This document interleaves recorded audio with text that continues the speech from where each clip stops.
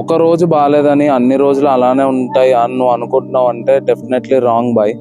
ఎందుకంటే ఇప్పుడు almost new year start అయ్యి 10 days అయింది. ఇప్పుడు ఈ 10 daysలో నీకు మంచి రోజులు ఉంటాయి అండ్ బ్యాడ్ డేస్ కూడా ఉంటాయి. సో లైఫ్లో కామన్ అయ్యన్నీ.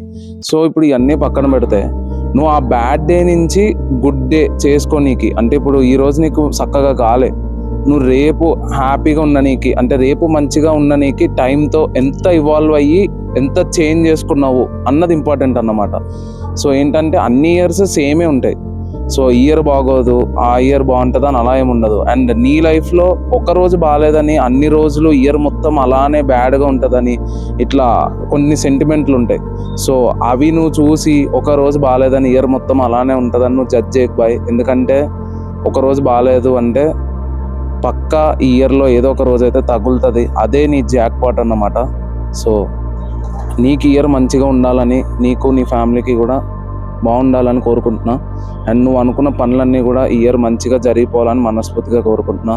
సో ఈ వీడియోకి అయితే ఇంతే, మళ్ళీ నెక్స్ట్ వీడియోలో కలుద్దాం.